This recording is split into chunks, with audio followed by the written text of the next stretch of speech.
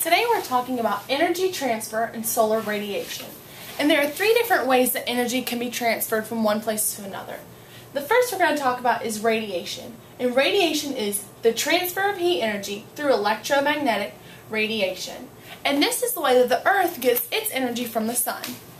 One more example is the fireplace. When you're standing in front of a fireplace or a campfire, the invisible rays from the fire come and warm up your body.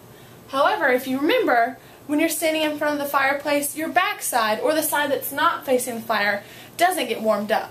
This is because the electromagnetic waves don't reach that side of your body. So it's only heating up the side that is directly in front of the fire or the campfire, fireplace or the campfire.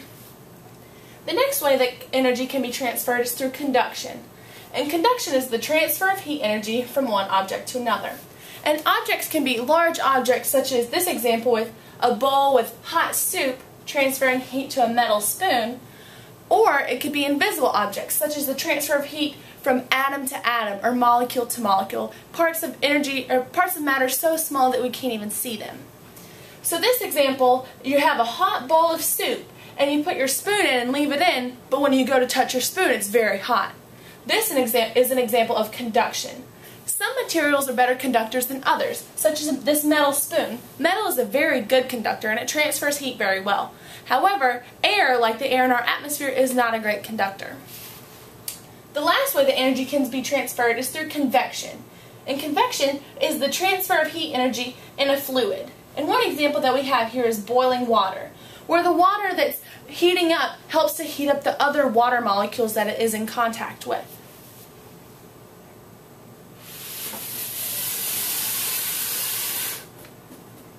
Next, we're going to talk about solar radiation, and this is the process by which the sun transfers energy to the Earth. The sun's electromagnetic rays are emitted in the form of visible light.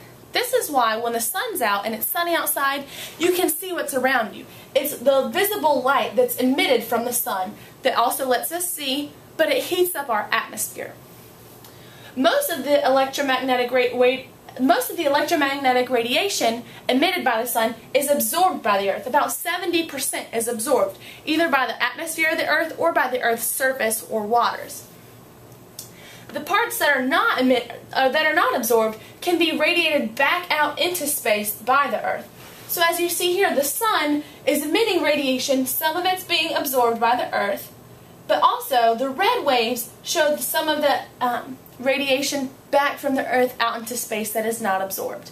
Some of this can be absorbed in the atmosphere, which helps warm our Earth's atmosphere.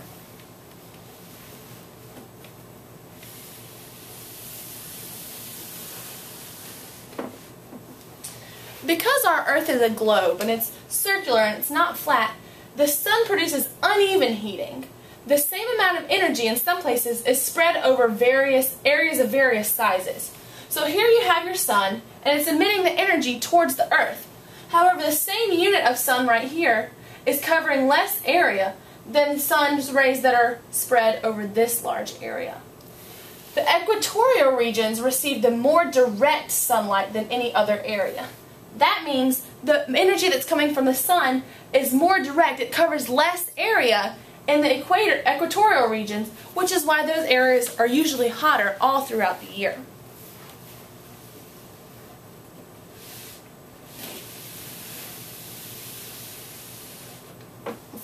The Earth's tilt also plays an important role in the heating of the Earth's atmosphere and of the surface of the Earth. The Earth is tilted in relation to the sun about 23.5 degrees. So as you can see all the way around, the axis, or the invisible line going through the Earth, is tilted about 23 degrees no matter where it is in relation to the sun. This is what causes the different seasons on Earth. So when the Earth is tilted, when the northern hemisphere is tilted away from the sun, we're receiving less direct sunlight, and therefore we experience winter, where it's colder and there's not as much, the days are shorter, there's not as much sunlight during the day. However, when the northern hemisphere is tilted towards the sun, we get more solar radiation, so we experience summer. This is also why seasons in the northern and southern hemisphere are flipped. So when we experience summer in the northern hemisphere, the southern hemisphere is experiencing winter. The Earth's tilt causes the amount of solar radiation received at any location to vary all the time.